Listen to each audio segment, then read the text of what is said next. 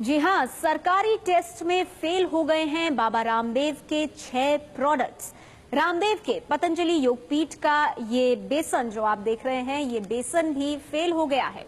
इतना ही नहीं, बेसन की हम बात नहीं कर रहे हैं, और भी जो उत्पाद वो बनाते हैं जैसे कि कच्ची घानी सरसों के इस तेल पर भी रिपोर्ट पे सवाल उठाए गए हैं। ये है कच्ची घानी का सरसों का तेल और इस पर भी सवाल उठाए गए हैं। और कमोबेश यही हाल है इस पाइनएप्पल जैम का भी। ये पाइनएप्पल का जैम जो कि फेल हो गया है, वो टेस्ट जो उत्तराखंड खाद्य विभाग ने किया है। इतना ही नहीं, नमक, काली मिर्च, लीची का शहद, ये तमाम वो उत्पाद हैं जिनके सैंपल्स फेल हो गए हैं। आइए आपको दिखाते हैं हमारी ये खास रिपोर्ट।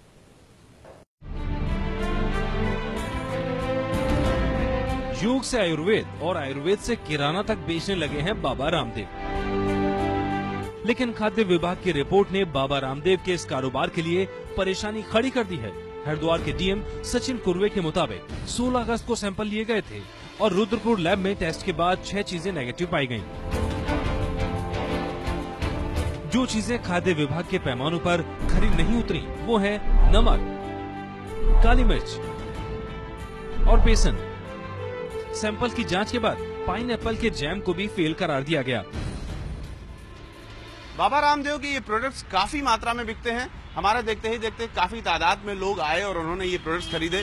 इनमें से जो सबसे ज्यादा बिकने वाला कड़वा तेल है, उसके साथ साथ ये बेसन है। आप देख सकते हैं मेरे हाथ में आधा किलो का बेसन है, 45 रुपए इसका दाम है। इसी तरीके से ये पाइनएप्पल जैम है जिसको कि हरिद्वार प्रशासन ने नेगेटिव पाया है, 70 रुपए इसका दाम है, आधा किलो का है। इस तरीके के जो प्रोडक्ट्स हैं वो खूब लोकप्रिय भी हैं और काफी तादाद में बिक भी रहे हैं।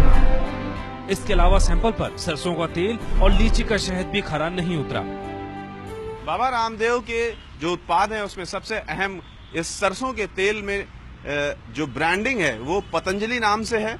लिखा हुआ है कच्ची घानी प्योर मस्टर्ड ऑयल, असली सरसों की झांस, असली सरसों का स्वाद, 100% शुद्धता का भरोसा। ये इस पर लिखा हुआ है, 100% शुद्धता का भरोसा। और ये जयपुर से बनी हुई है। राजस्थान के जयपुर में इसका मैन्युफैक्चरिंग होती है, प्रोसेस्ड होता है और पैकिंग होती है। मस्टर्ड ऑयल के सापेक्ष में तो उन्होंने स्पष्ट रिपोर्ट में ये आया है कि ये बना कहीं और है करके, और उसके सापेक्ष जो यूज किया गया है यहाँ पे ना, तो यहाँ का किया है, बना कहीं और पे है, ऐसा ही आया है। तो इसमें काफी सारी चीजें हैं कि भाई यहाँ पे मैन्युफैक्चरिंग का कहीं टाइप तो नहीं है, ये सारी चीजें भी इसको भी हम देखेंगे।